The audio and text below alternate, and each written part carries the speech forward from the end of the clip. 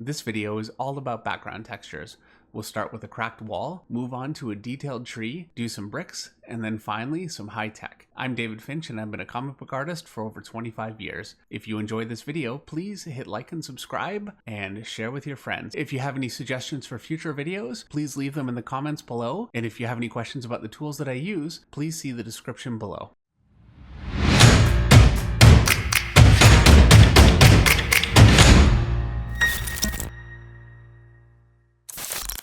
For this first exercise, I wanted to cover cracks on a wall. And so I'm starting in by just sketching in the shapes for my cracks. I'm just going nice and light and random with my shapes. I want to try and make sure that they're varied as much as possible in terms of size and shape and placement, but they all need to also interlock into individual stones. And so I'm just getting them kind of laid out on the page quickly. And then once I have that in, I'm going ahead and starting to shore up my lines and make them a little bit more complete. And this is actually a very simple process. All I'm doing, I'm just going into all my connection points and adding in a little drop of shadow where the cracks connect. And I can draw a line all the way across the rock from one connection point to another, but a lot of times I like to keep that open just to keep things a little bit more airy. So I'm going in, and wherever my rocks connect, with other rocks, I'm just thickening up a little bit of a shadow in all of the connection points. And shoring those up is what really grounds the rocks in kind of a space and makes them all work together.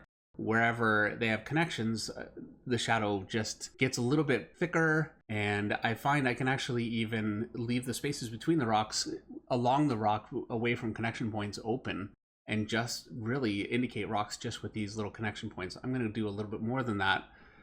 And here I'm going in and starting to add in more shadowing, doubling up my lines, just giving it a little bit of detail. I wanted to make that rock look like it's a little bit recessed, like maybe there's a little bit of a brick missing.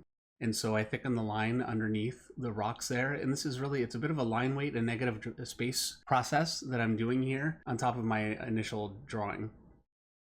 And also, I want it to be a little thicker and heavier toward the bottom and then fade out toward the top, because overall, what I want to do with this wall shape is make it look like it's lit from above.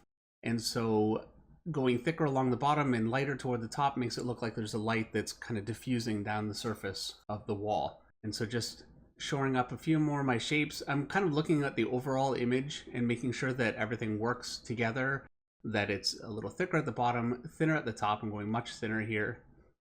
And just making sure that every rock looks like it's fully connected and actually looks like a real shape and isn't just trailing off into space, and making sure to really connect all of those little points.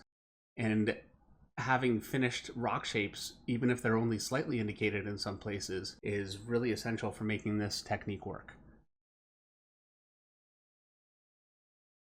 So just a little bit more detail. I find doubling the lines can actually make it look like there's a bit of a groove between rocks and there's a little bit of a space. I'm not doing that too much here. I wanted to keep this as simple as possible. And now I'm just rendering up from the bottom. And what I'm doing is an overall fade over the whole picture. And this is something that I could do even without the rock shapes that are overlaying. I could just do a fade with these sorts of lines. Thicker at the bottom, then slightly thinner, and then thinnest toward the top. And also you'll notice that when I get to the top of each rock shape, I want to give it a little kick of light. And so I'm just leaving a little space of light along the top, all the way up along through here. It's very, very essential in order to make this work that you have an even amount of rendering or line work all the way across that creates an even fade across the surface. If you draw your lines in patches, it won't read like a graduation of light, and it'll actually just look like a bit of a mess on the page. And so I'm just going through, making sure that I'm still consistent. This is again another recessed rock, so I went much thicker with the line. I wanted to push that back in space quite a bit. And now I'll go just slightly thinner as I get just a little bit higher up onto this rock here. A little bit thinner than I was at the very bottom, and just making sure to carry my lighting all the way through. And now we're going to the next level up. I'm even breaking up my line. You'll notice that I'm lifting the pencil and trying to create random gaps in the line something that's really effective for especially more of an uneven surface. And so much thinner here again, and I'm making sure that all of my lines are perfectly vertical. If I start going off with some of them, it can start to look a little bit messy. And I'm also trying to make sure that the spacing between my lines is very even. That's something that you'll find comes much easier as you do this more and more. And so now that I've got that in, I'm just going an extra step and putting some horizontal lines across the bottom, starting fairly close together, and then breaking it up, getting a little bit more spaced out as I go toward the top pretty quickly here, because I don't want to get too carried away with the rendering on this, but I wanted to just give it a little bit more of a dimension. This is something I do a lot of times, and it's really not necessary at all in order to make this work. You really actually don't need any of this rendering at all, just even your basic rocks on the underside. So if that's more the style that you're going for, that really works. And so now for the second example, I've sketched in a tree lightly, and now I'm just going in and drawing the cartoon of my tree, just getting all of my shapes drawn in, everything that'll hang my shadow on after this point. And I'm trying to stay very random with it, and I'm also trying to stay very jagged with everything. I want this to look like bark, and bark is not rounded. It's kind of harder, jagged shapes that interconnect with each other. In some ways, this is a lot like drawing anatomy, except that you have the freedom to draw shapes wherever you want, just as long as you make sure they work in relation to one another. So continuing up, now this is toward my light just a little bit more, so I'm going a little lighter with it. I've put a little bit of a knot at the bottom there, so it's a recessed kind of a pocket. And now I'm going in with my lighting. I've got my lighting coming from the right on this one, basically from the top and the right, so the left side of the tree is going to be really dark, and then it'll fade out toward light. And I'm drawing in a shadow along the underside of this trunk here. And just making sure that my overall lighting plan is working and is solid. I find if you know where your light's coming from and you make sure to keep your shadows along one side of an object and keep the light on the other side, you'll have something that looks like it has the illusion of being lit. I put in a shadow into that recessed kind of knot there, and then shadowing on the underside of it where it rounds away from the light, and just adding in a little bit of craggy detail. And so I've already created my underlying kind of just line shapes, and I'm using that as a guide to put in my thicker shadow. And again, I want to make absolutely sure that these stay fairly jagged and as random as I can possibly make it. And it can take a little bit of practice to get to the point where you feel comfortable being really random with your shapes. And so quickly, I wanted to show you basically the way that I'm lighting my bark shapes. I've got the light coming from the right, so the underside of any kind of bark I'm drawing dark, and the left side of it I'm also drawing dark, and I'm making sure that the shadows interconnect with each other. And so just taking that same technique that I showed just quickly on the side of this tree, I'm just going ahead. As I go more toward the light, I'm going thinner. As I go more toward the underside, the shadowed side, I'm going thicker. Hard, jagged shapes that interconnect with each other. Anytime I angle down away from the light, I go thicker. Anytime I angle up toward the light, I go thinner. And now I notice that I went a little bit too dark with the top of the branch coming off the left side of the tree, so I just erased that and lightened up what I had there just so it gave more of an illusion of a rounding toward light. That's something that can happen, and if you have a good understanding of the underlying rules of the lighting that you're using, it's easy enough to just erase out and fix it. And so just a little bit more detail here, just making sure that things are as even as possible. I'm essentially creating a graduation of light with these shapes across the entire tree. And so I don't want to just have really heavy, thick shapes and then just go to really, really thin shapes. I want to go heavier, then a little thinner, and then lightest toward the lighter side of the tree. And I can put some nice light little details like this over here.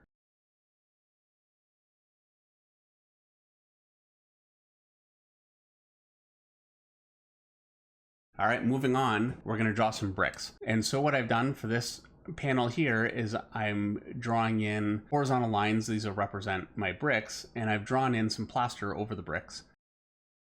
It's a technique that I really like to use all the time just because it means I don't have to draw an entire wall of bricks another technique that I can use is just to fade them, but I really like the layered effect that I get with kind of an overlying plaster. And so now I know I've got my light coming from the top, and so on the plaster, because I know it's overlaying, it's actually going to be a little thicker at the bottom where it obscures the light. So I'm drawing a little bit of a shadow just along the undersides of the plaster, and it gives it the illusion of really resting over the bricks, especially once the bricks are more drawn in. And so I'm going ahead and drawing in shadowing for my brick. I want to keep it fairly random. I'm kind of breaking it up, being jagged and kind of quick with the line. I've recessed that brick there, and just doing that, I just went thicker with the line above it, and then away from the light. The light's kind of coming from the right there again, and it gives it the illusion of being really kind of recessed. I'm going to go a little thicker down toward the bottom here, away from the light again. I always try to make sure that I have the concept in my head that I have a light source, and I want to go lighter toward that light source, and I want that to be a strategy that works across the entire image, and that's really what gives you the illusion of something being lit. And so just quickly getting the rest of these bricks drawn in, same techniques. And now I'm just adding some little craggy kind of detail to my bricks. I'm trying to make sure that it looks like there's little chips cut away from the bricks. And so I'm drawing these shapes broken away from the bricks, away from the light. Again, I always try to make absolutely sure that my lighting is foremost in my mind when I do that kind of thing. And now that I've got my bricks done, I'm adding really, really short, very blunt rendering just at the bottom of this plaster shape. And I'm doing that because I want to give a little bit of a ridge of light. And so not just rendering directly up from the bottom of the shape, you can see that I've created just a little bit of ridge of light. And so the same as I did in my initial example with the cracked wall, I'm filling in my rendering thicker toward the bottom, thinner as I go up, and just being very careful to be nice and even with it. It doesn't need to be really perfect, clean rendering because I'm drawing something that's a bit of a dirty, uneven surface. But what is essential is making sure that I have an overall pattern going thicker and tighter toward thinner and more broken up, with lines that actually break and are thinner and more broken as it goes upward toward the light. So just finishing up my pattern, and that's just about all there is with this one. It's a pretty simple exercise doing bricks. It's something that I really enjoy doing. For this final example, I drew horizontal and vertical lines up and down the panel and then erased them down lightly with my kneaded eraser to give me a guide in order to be able to draw my background on top of it. This example is going to be basically a tech wall. This will be something you'd find in a high-tech laboratory or a hangar or any kind of a military installation, those kinds of settings. They're very, very common in comics. I run into them all the time, and really they're my favorite to draw. I really enjoy doing this kind of thing. So I've drawn an overall large shape panel along the left side, and now I'm drawing some detail that kind of is going to recess just slightly behind it, and then along the right I'll draw another panel. So this will be some blank space, some heavier detail, and then blank space again. I think if you put really heavy detail all over this kind of a background, it can look very unbalanced and not very pleasing. But if you try to break it up and leave some spaces open and some spaces much more detailed, it can be much more pleasing to look at. So I've drawn a bunch of pipe shapes that zigzag up and down, and some smaller panels kind of inset. And I'm basically just drawing in the forms. It's similar to drawing the tree, except with much more geometric shapes. I've got a large pipe here that goes up underneath the panel, and then another smaller pipe kind of running. It takes a bit of a zag left and then is going down, and then a few pipes kind of intersecting, crisscrossing back and forth behind it, and some smaller panel shapes again. Just getting in, this is, I think they call it greeble in 3D. It's basically just detail that needs to look convincing enough that it looks like it could actually be some kind of a technological piece. And you just want to change up your shapes, larger, smaller, different sorts of shapes, and it can give you a bit of a convincing effect. And so now that I have all that in, I'm starting to add some line weights. For every exercise that I've done here, I've got my lighting coming from the right and from above. And so I'm keeping that in mind as I draw the shadows along these broader shapes here. Now I'm going to draw in like a grid pattern, basically to give me like a bit of a grate along that shape there, and just a few small, very lightly done because these are really small details on the surface. And then just a little bit of a few little shadows and details between those two little panels can make it look like there are wires and different things going on under the panel that you're just not seeing. So here I wanted to draw a bit of a handle. This is something you'd put your hand in and, you know, pop that panel open. I really like having these kinds of tactile things in these environments because it can really make it look like it's a real thing that you could walk up to and interact with. And so now I've got some cross pieces. I drew a shadow under one there. I'm drawing a shadow along the left side of my pipes and making sure that I don't go too thick with any of these because I don't want to, the thicker my shadows go, the further back I'm recessing things, or the further forward I'm punching things out. And that's something always to bear in mind, is you have a lot of control over the depth of your little pieces in space just based on the size of your shadowing. And so I'm just going in, shadows all along the sides of these things. And so it's just adding detail. Now I wanted to create like a bit of a window inside this shape here, and so I'm reversing my shadow pattern, and instead of drawing a shadow on the underside of the overall shape, I'm drawing a shadow along the top of it and along the left, and that makes it look like there's a piece recessed in. Now moving forward, I'm just continuing to add shadow underneath and behind my pipes in different shapes. And I'm going to go ahead and add a little bit of panel detail to my larger panels. Very thin again because it's just very, very small ridge detail. And then I can just continue along really using the same techniques across all of this little detail in the background, pushing things back, pulling things forward, all just keeping in mind where my lighting is, and then just throwing in little bits of shadow and little bits of negative space drawing just to trick your eye into thinking you're seeing really a lot more than you are. And so now I'm drawing in a shadow underneath my left-hand side panel. A couple little more details down the center. I've got a couple little dials and gauges I'm drawing in here. And now I just wanted to add a little bit of a secondary line to the edge of this large panel on the left-hand side. I think it really can help. Just that little bit of detail can add so much depth. And so for the last little bit here, I'm using the same technique that I used on the last panel, just using some kind of randomized shapes just to create what looks like really dirt detail along that panel, just make it look a little bit more aged. Making sure to vary the size and shape of my dust patterns to give it a random look. And to finish, I'm adding in a bit of a faded render from the bottom to the top. It's something that's completely unnecessary with something like this, and really maybe for something that's a bit of a cleaner, newer sort of an environment, it wouldn't be the way you'd want to go. I thought I'd throw it in just to show that the same exact technique works on all sorts of different surfaces. Thank you so much for watching, and hopefully I'll see you on our next Monday night live stream, 8 p.m. Eastern every week, and I will see you in the next video.